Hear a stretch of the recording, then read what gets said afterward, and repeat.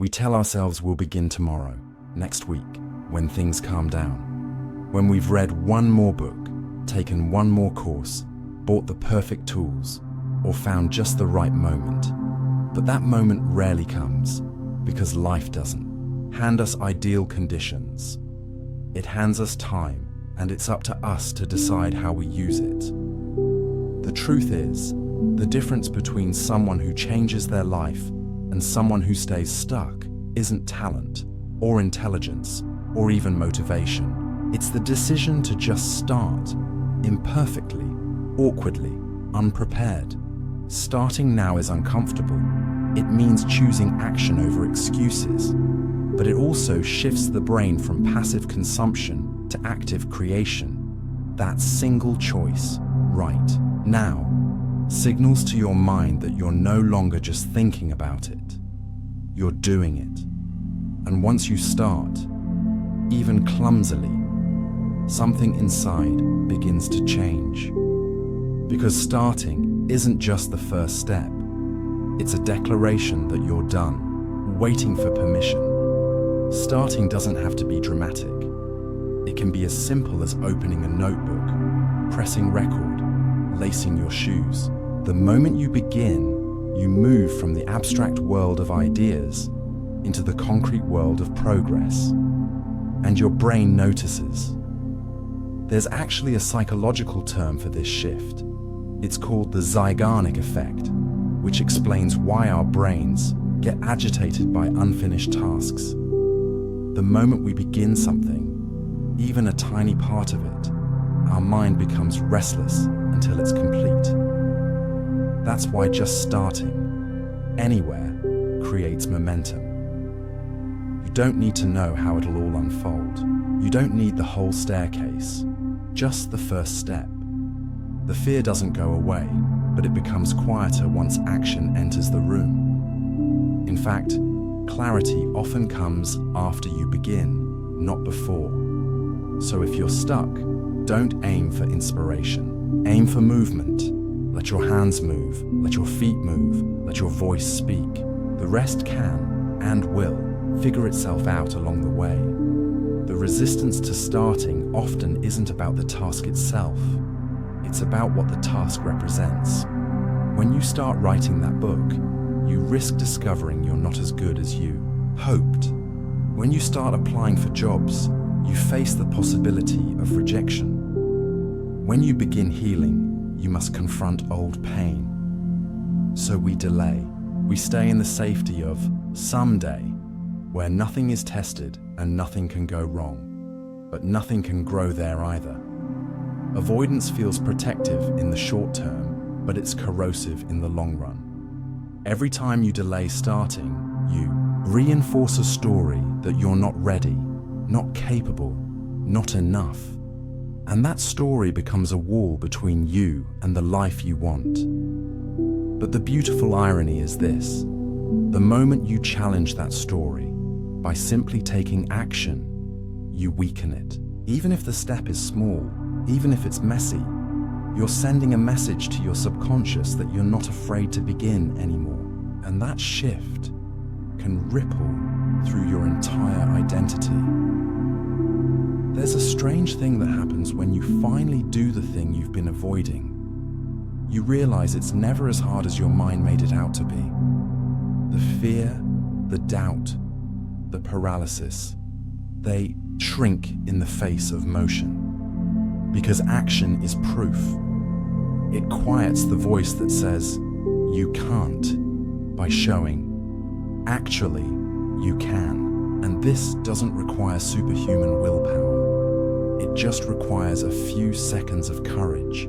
The courage to start the conversation, to open the laptop, to walk into the room. Everything that comes next, the growth, the confidence, the feedback, the learning, it all rides on that first few seconds. If you can own just that moment, you've already won half the battle. You're not waiting for the stars to align anymore. You're aligning your actions with your desires. You're building the kind of self-trust that can only be earned through movement. And in a world obsessed with outcomes, that's a radical act. choosing to begin, not because you're guaranteed success, but because you refuse to stay stuck. Sometimes, the hardest part isn't even starting, it's starting again, after failure, after burnout, after losing confidence. There's a heaviness that comes with trying again, because now it's not just about moving forward, it's about overcoming what happened before. But here's the truth most people forget. The first time wasn't a waste. Even if it didn't go the way you hoped, it gave you data, it gave you insight. It revealed cracks in the foundation that now you can strengthen. So starting again isn't weakness, it's wisdom. It's standing on top of every past attempt and choosing not to let them define you. You are not your failed projects. You are not the version of you that gave up last time. You're the version that came back. And every time you start again, it gets a little easier. The shame quiets, the doubt loosens, the resilience grows.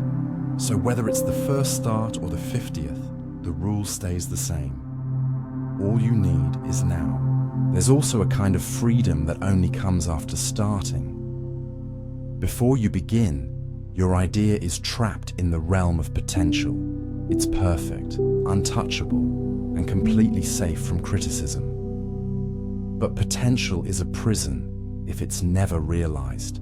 The real magic happens when you're willing to risk making something real, because real things can evolve. Real things can be improved.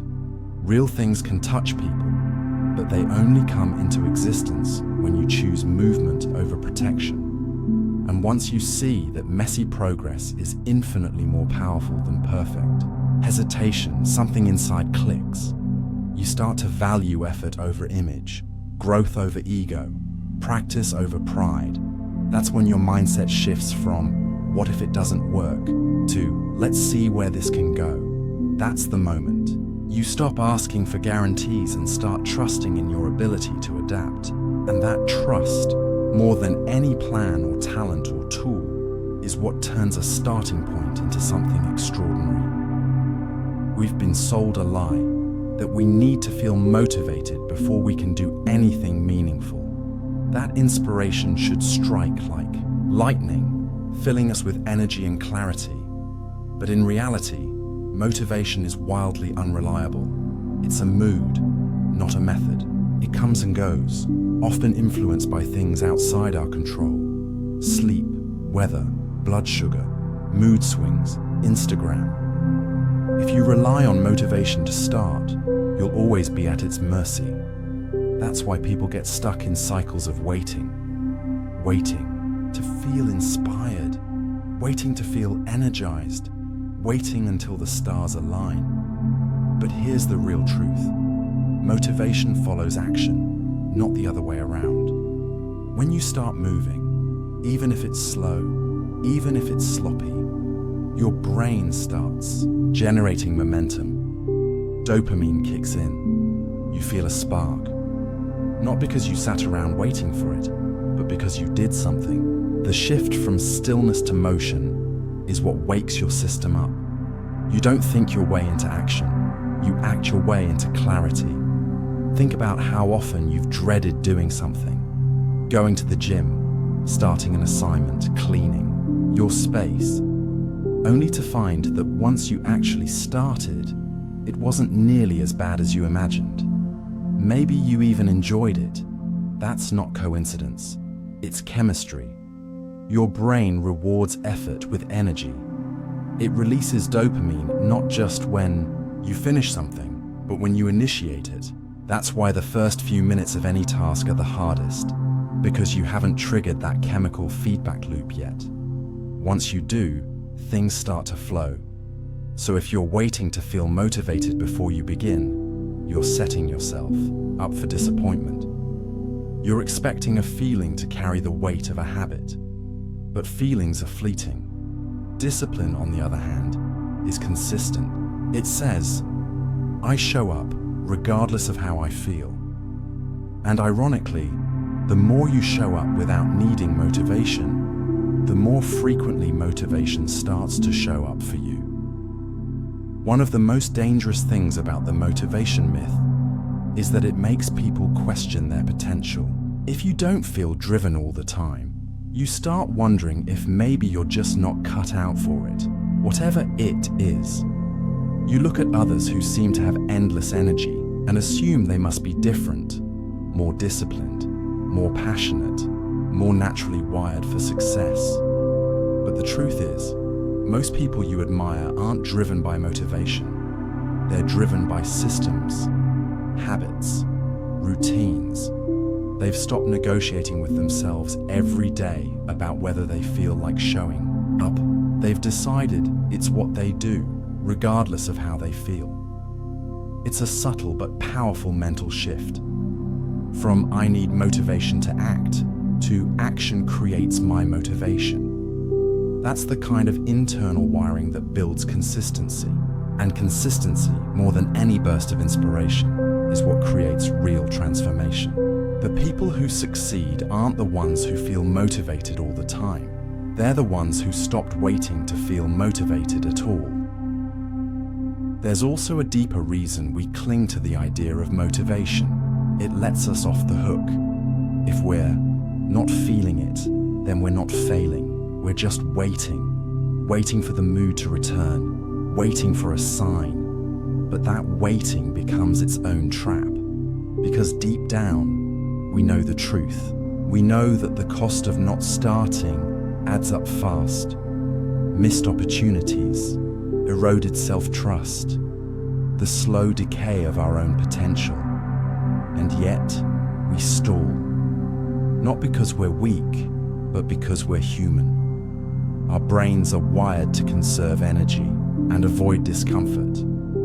But here's the good news. Discomfort is the doorway to change. You don't have to be in the mood. You don't have to feel inspired. You just have to be willing to act anyway, to take the smallest next step, because once you do, the story in your head starts to shift.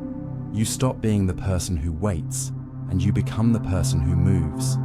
And that identity shift is worth far more than any fleeting wave of motivation.